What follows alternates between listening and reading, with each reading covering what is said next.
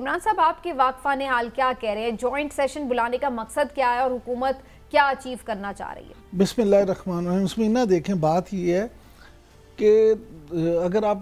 سمجھے نا یہ بات کہ جی حکومت کرنا کیا چاہ رہی ہے، تو سچ یہ ہے کہ حکومت کو خود اسی بات کی سمجھ نہیں آ رہی کہ وہ کیا کرنا چاہ رہی۔ اور یہ جو بے یقینی کی صورتحال ہے، اس کی بنیادی وجہ دیکھیں،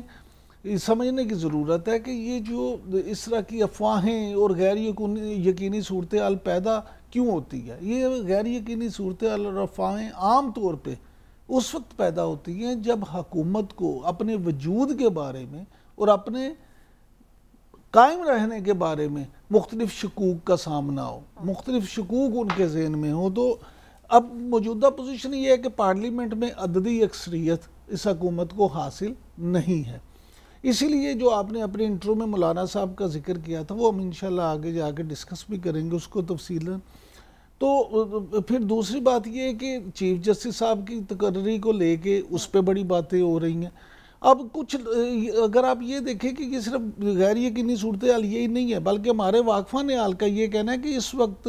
خود حکومتی صفوں میں یہ اتنی زیادہ غیر یقینی صورتحال ہے کہ وہاں پہ 2-3 آپشن ڈسکس ہو رہی ہیں۔ ایک آپشن یہ ہے کہ جی کیا تمام جج صاحبان کی ریٹائرمنٹ کی عمر ہی بڑھا دی جائے، کیونکہ جسٹس قاضی فائز عیسیٰ صاحب تو یہ کھل کے کہہ چکے ہیں کہ وہ ایکسٹینشن نہیں لیں گے۔ تو اگر تمام جج صاحبان کی عمر بڑھ جاتی ہے، عمر کی لیمٹ مدت، تو پھر اس کا مطلب ہے کہ ایکسٹینشن ان کی تو نہ ہوگی، پھر تو ایک قانون سازی ہوگی۔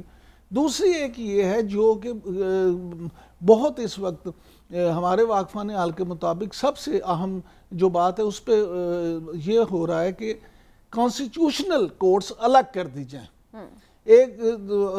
ایوان میں اس طرح کی آئینی ترمیم کی جائے کہ جس سے آپ کانسٹیٹیوشنل کورٹس الگ کر دیں اور سپریم کورٹ جو ہے وہ سول اور فوجداری کے جو معاملات ہیں وہ ہو جائیں، اور جو کانسٹیٹیوشنل کورٹ ہو اس میں کیونکہ فوری طور پہ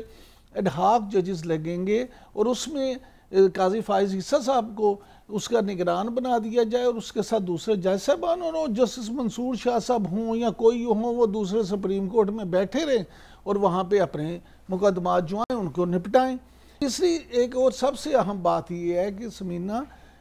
جو مسلم لیگ نون کا اجلاس ہوا اور جس میں حکومتی سطح پہ بہت سارے لوگ شامل تھے، اس میں 2 سے 3 وفاقی وزراء نے تو یہ بھی دعویٰ کیا، ویسے تو یہ بات ٹھیک ہے کہ ان کی منصور علی شاہ صاحب سے دوستی کہیں، تعلقات کہیں یا کچھ بھی کہیں، لیکن انہوں نے یہ دعویٰ بھی کیا وزیر اعظم میاں شہباز شریف صاحب کے سامنے